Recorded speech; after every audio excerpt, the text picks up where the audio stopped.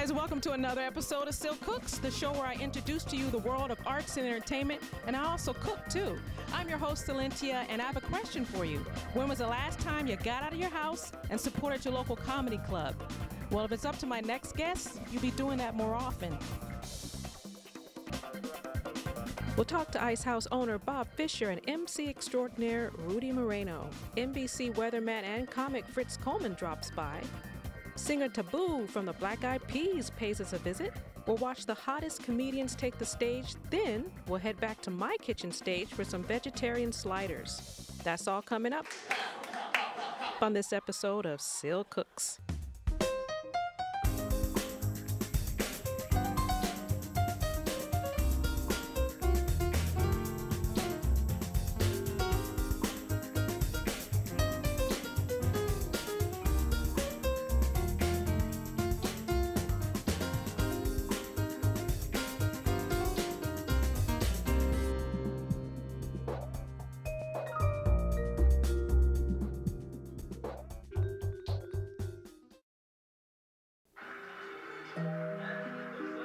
Passing gas in the presence of others is not only inappropriate, that is so foul. It can be deadly. Passing gas releases a fog of carbon monoxide Grandpa! and other poisonous fumes that can contribute to asthma and pneumonia. You're killing us over here. Kids shouldn't be exposed to secondhand smoke. Don't pass gas. Take it outside. The Ice House in Pasadena has been making folks laugh for over 50 years. Ice House owner Bob Fisher talks to us about its history. Hey everybody, I'm here at the world-famous Ice House, here to talk to owner Bob Fisher, who is busy right now on the phone. Just be nice to the stewardess. Just be nice to her. Don't argue. I'm sorry. Oh, I'm sorry. Yeah. I'm talking to Alec Baldwin. Oh, Alec. Yeah, he's flying back to New He's York. still on the plane? Well, what's Alec? I hear a siren in the background. I don't know what's going on. I think he's off the plane now. He's really a nice guy, I'm sure.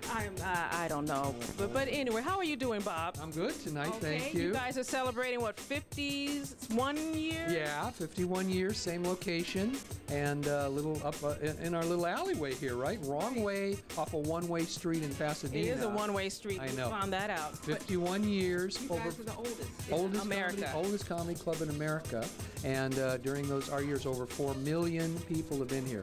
That's a lot of people. That's a lot of people. And not just any people. I mean, I'm looking at your walls right now. You had some major players come through this place. We have. Dude, check this out. George Carlin appeared here in the 60s before he had a beard. Right. Lily Tomlin recorded her first 2 albums here. 33 and a Third. You don't even remember those. Did you remember? But their albums, I remember 45.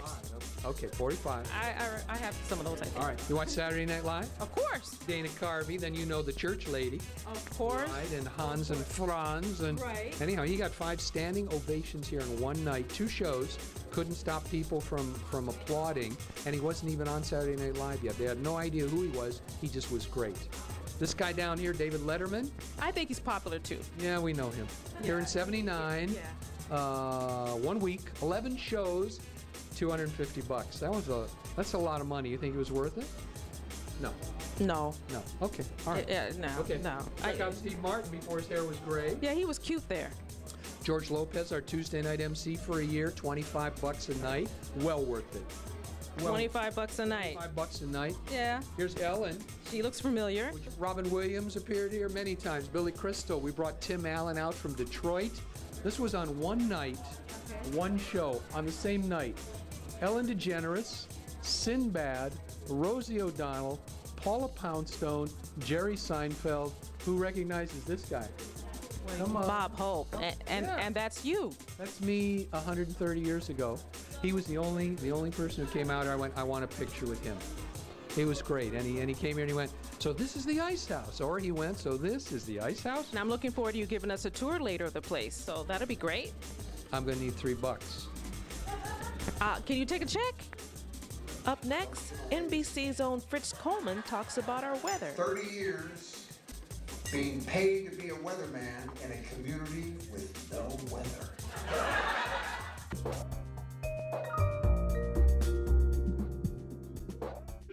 Hi, I'm Jimmy Smits, and I want to talk to you about 5 Acres, a very special place that's been restoring the lives of abused and abandoned children since 1888. Child abuse. It's unimaginable that it happens to the most vulnerable and precious lives among us, but the numbers can't be denied.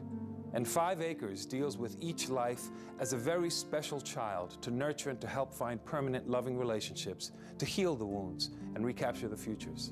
Please call 5 Acres today at 626-798-6793 or on the internet at www.5acres.org. Here's what we say in California, Randy. If the seismograph is not wiggling, if the mud is not sliding, if the hills are not burning, if the killer bees are not killing, if the Crips are not shooting, if the traffic is moving, it's a good day. Fritz Coleman has been a stand-up comedian for almost as long as he's been NBC's weatherman. Saw a snail walking across the driveway. Fabulous. Fabulous. And you've been doing comedy for how long yourself, though? A long time. I came out here and started in 1980. Oh, my God. There's no reason to bring up how old I am. Okay, I won't. But what is your favorite venue to come to? Because California, we have so many. So you know what? I love the Ice House. The Ice House was the first club to pay me to do stand-up in Southern California. Really? George Lopez and I started as MCs in this room at the beginning of our career and worked together. And now he's slightly different tax bracket than I am, but I'm happy that we had a chance to work together. Yeah, but we get to see you every day on the news. That's a good point. And you're tired of it. But I love this room. The legendary Ice House audiences are always the audiences you want to work with, whether you're trying new material or getting ready for a television show. This place has such a great history that there's a special place in every comedian's heart that works here for this. And I noticed that. Yeah. Just by the comedians that come in, they say almost exactly the same thing you're saying right now, and you've been doing this for a while. You know, comedy clubs are always a reflection of their owner. Not to kiss up, but it's absolutely true. If they're classy and treat the performers well, in thick and thin, in economic downturns and good times, the comics will come back and work for you. And Bob Fisher and Jan Smith have been good to many, many people, and so we love to work here for them as well. And we love having you here. Awesome. Thank you. I appreciate you stopping by. You have a great smile. Oh, I tried to. So nobody's looking at me right now. They're just looking at your giant smile. No, they're looking at success to you. Oh, likewise. I appreciate it. Thank you. Do you guys speak English? Because I keep asking you shit. I keep asking you to turn on me.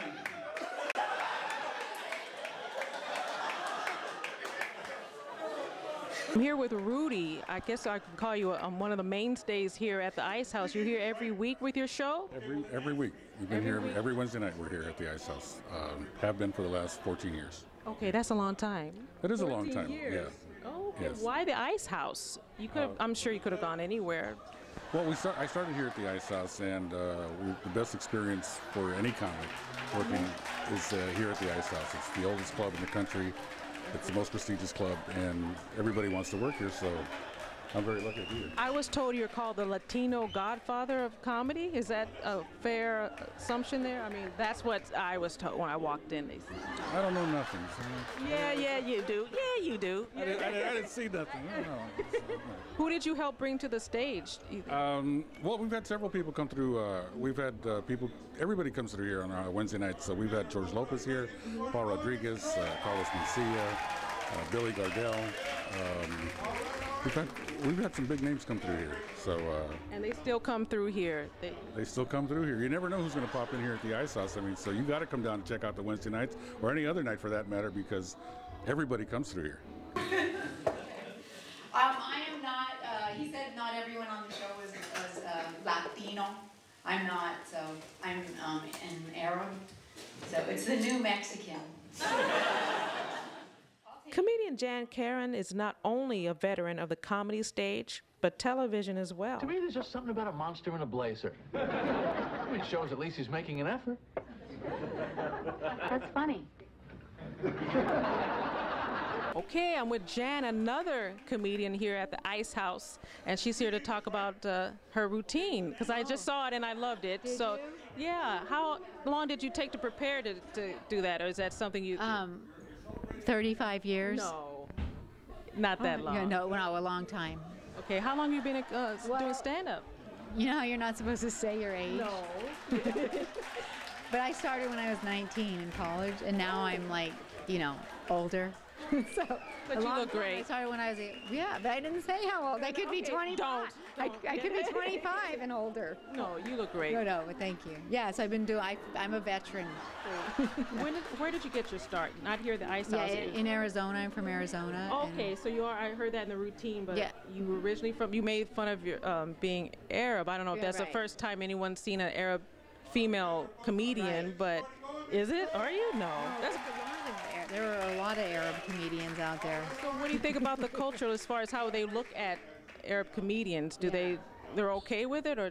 Yeah, no, people are weird about it. No, it's okay. It's kind of like that's why I said Arab. It's the new Mexican. Right. That was funny. Right. So we're kind of everybody's coming out now, but because before everyone thought I was Jewish, and I would say, yeah, I am. I'm Jewish. So that I was like one of saying, oh, we need a girl like you in our sitcom or whatever. A Jewish girl, and I'm like, yeah, okay, because you're Jewish, right? And I go, yeah. But then I had to come out when now it's like hipper to be Middle Eastern. Okay. So now I say, but it's still not that cool because people go, they go, what are you? Are you Italian? Are you Brazilian? Or what are you? Are you Greek? And I go, no, Middle Eastern. They go, oh. It's kind of like that's the end of that conversation.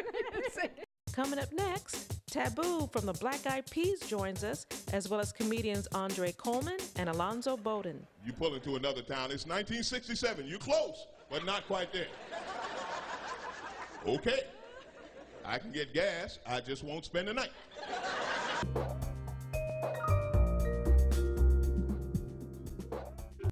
I hang out with a pretty trashy circle, the circle that helps this circle.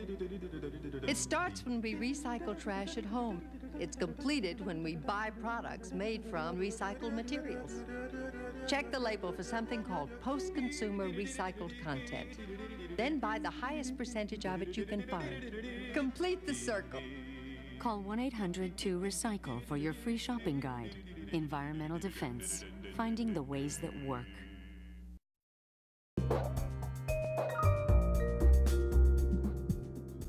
He got me running like I'm Flojo. Signs a name on my heart with an XO. Taboo is a member of the Super Grammy Award-winning group, the Black Eyed Peas. But did you know he calls the San Gabriel Valley area his home? Everybody knows you're Taboo from the Black Eyed Peas. Yeah, exactly. A native Pasadenian, but you live in Altadena right now? I live in Altadena. I was born in East Los Angeles, East LA, Ball Heights. Then I moved to Rosemead, which is San Gabriel Valley. So I've always been around, this area, this neck of the woods. As a kid, I used to go trick-or-treating in Pasadena. And I always dreamed about living in Dena. Old Town Pasadena was my stomping grounds as a kid. Why have you always dreamed about living in Old Town Pasadena? Well, you gotta understand that, growing up as a Mexican kid in East LA, I really was surrounded by poverty. We grew up in the projects till I was 5 years old. So when I lived in Rosemead, it was a little bit, step above. But then when I went to Old Town and I saw how beautiful it was, I always said that would be the place to take my family when I get established. I get that. Yeah. I get that. Yep. But you're all over the world now, so it's amazing. You've seen so many places, but you feel that South Pasadena was the place. Altadena is the spot. My oldest son went to South Pasadena High. He graduated last year, so it's an amazing thing to be a native. It's nice for you to come home then. Yes. Considering everyone seems to live overseas and you live here. Yeah. So that's so cool. So you guys are going to be on tour? No, we're not.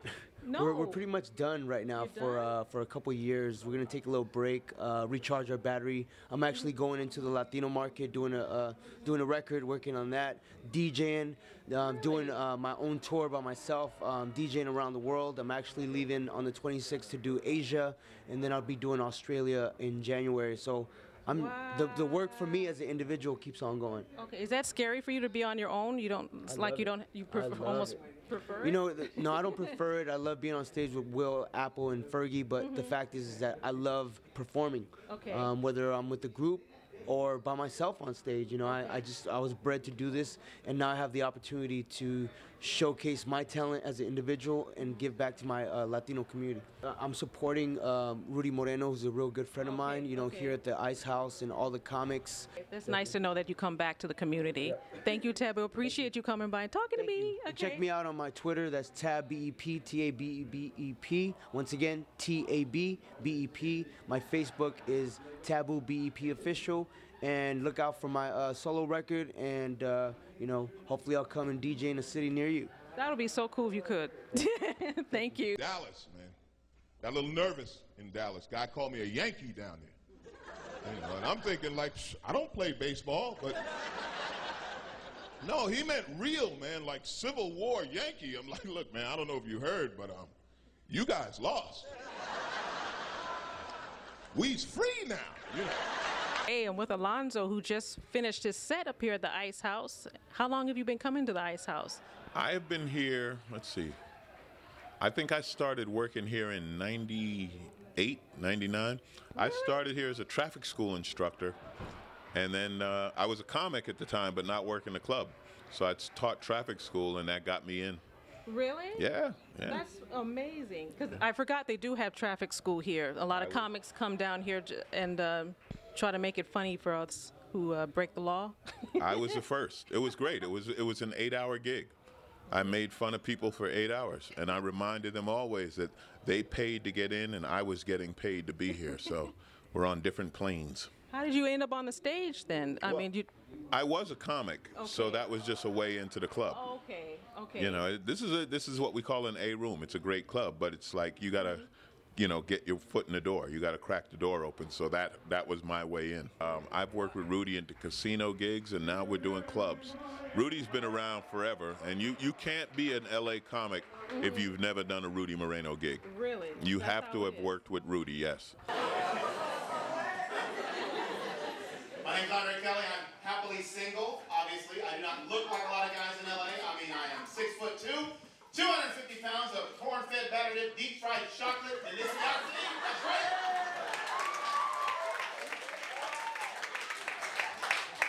Compared to these anorexic men walking around here, I am man-tastic.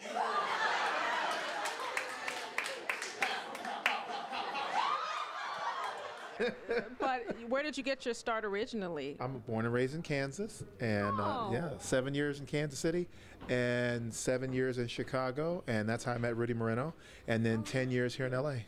Oh, really? So you've been just about all over the place. 3 major cities, and doing colleges and traveling. I did 45 states, over 400 cities in 2 years. When did you know you want to do comedy, stand-up? Probably in college. Really? Because I'm a singer. I started with the... Can you sing? Oh my God, are you kidding me? I haven't sang in... Yeah, you know. I'm not really prepared. Anyway. Trust me, okay. I can croon. I can do... Okay. But that kind of gave way to stand-up, because in college I got into a comedy competition and bombed. Really? And the reviewer ripped me. They had a reviewer, and it was in the newspaper, and it was so embarrassing. So I went back a year later, won the competition, and thought, I'm going to do this. Okay. And you know, music, you got to rehearse, you got to get a pianist, get the music and all that, and it's wonderful. It's a lot of prep, but with stand-up, it's all you. So you can write, perform, block, direct, produce. And it's just so much more of a totality of autonomy and independence. It's just better for me. Right. And it just gave way to a better stream of creativity and performing. So I just stuck with it. And here it is 20 plus years later. Are you kidding me? 20 plus? It still looks incredible. It does. I was going to ask you for your secrets after the show. Coming up next, Chef Dennis talks sliders. Then we'll meet up with the rest of our comedians right after the break. But you know what, ma'am? I'm going to let you go. And I said, why? He goes, well, I can't arrest something I can't describe. Mama, I played with Natalie today. You did? She's a girl at my school. She has pretty hair, and I like her long hair. We played together, we talked together, and we were eating outside, and bugs got on it. Gnats. They're just fly around and get on people's food. Then we killed all the bugs, and then it was gone before we knowed it. right? You saw the guy with the Batman shirt that was all yoked out? What the f*** was to do with this now? How long have you been doing comedy? I've been doing stand-up for about 4.5 years full time, so it's been fun. Is it the first time here at the Ice House, or you've been all I've been here a few times. Yeah. Yeah, I love the Ice House. I think the crowds over here are just amazing. I came up with a single parent, my mom, and she had 3 boys by 3 different men. So I guess you could say she liked variety. I was doing a show for Rick Dees and Tim Allen, and it was a contest, and I met Rudy that night. And he came up to me and said, "Hey, man, I want you to come out on a Wednesday night and do my show." And I was like, "Hey, I'll be glad to." This is my first time I did Rudy's show. Okay. So I'm hoping to really get back. Oh, you have to get back because you're too funny not for him to have you back. I mean, I saw your show. You're too funny not to have you back. Well, thank you. I appreciate it. Actually, I'm half Korean, half peroxide, and well, I was adopted from Korea, and my original name was Moon, and then I was adopted to this Pentecostal family called the Boyd's family. So I became Tanya, and then Tanya Grace Boyd. So both families hate me doing comedy, so I combined them both, and I called myself Tanya Moon. Why do they hate you doing comedy? What would they have you prefer to do? Probably married to a rich man. I'm 59 years old. You look so good. I wasn't going to bring up your age. Yeah. And I wanted to be an actress, but you know, every time I went to be an actress, I was so kooky. They go, maybe I should. No, not you. You're not kooky. Not at all. If I see a sign that says danger, high voltage, I do not need the words no trespassing. How long have you been performing at the Ice House? 30 years. Now, see, that's just, that's a long time. You were here when they first laid the bricks on the ice was still here. I know. The ice, the polar bear was running around. It was great. So what kept you here for 30 years? That's just amazing to me. I actually moved from Indiana to Pasadena to work the Ice House. Wow. Because that was the club I heard about on the Tonight Show. Okay. You know, Johnny would say, "So where are you guys going to be?" "Well, Johnny, we're going to be at the Ice House in Pasadena, California." And you would see the albums that were recorded here. So this was the place for me. Big guys always feel better when there's another fat guy in the crowd. That way if somebody yells, "Fat ass," might not be me. I'm not going to turn around. Hey, with Momo Rodriguez, who you calling the Ice House your home since you said you've been here a few times? The Ice House is the place where I first started doing comedy, and now it's a place where I got discovered by other comedians and other big projects, and they've really taken my career to another level. But I owe this place everything. I owe Mr. Bob Fisher, the owner. Been a supporter, Rudy Moreno, Fernando Flores. These are all guys who have their own shows here, and they took a chance on me, and now it's pretty fun. Okay, I'm with the Ice House's own chef Dennis, and he's here to talk to us about some of the specialties you guys here have to offer here. I guess I'm seeing sliders here. That would be a bacon slider, applewood smoked. That's a combo basket with shrimp, cheese sticks, chicken fingers. The shrimp is farm raised. This is a brined chicken breast spring salad. And your cod, fish and chips. After the break, my favorite sliders to make at home and more final thoughts with Ice House owner Bob Fisher. To save money, but also, you know, I could be pretty good for about 5 or 6 minutes. That's it?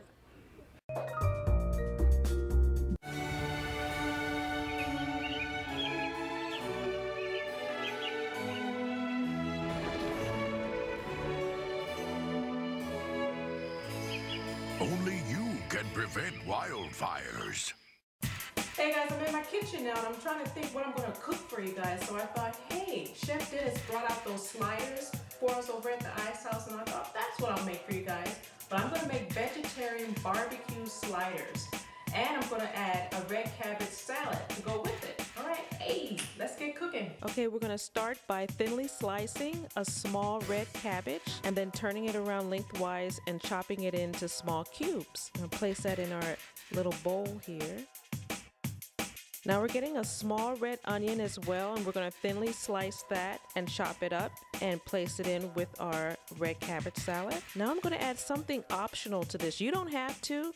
I love the taste of apples with the red cabbage salad. So I'm gonna get a small red Fuji apple, and I'm just gonna chop that up and place in our salad. Again, this is totally optional. You don't have to do this. And now we're gonna add about 2 tablespoons of olive oil to this and 2 to 3 tablespoons of red wine vinegar. And we're gonna toss that up. I like using my hands. And some salt and pepper to taste. I'm gonna put some saran wrap on this. Let it stay in the refrigerator for a couple hours until it's nice and cold.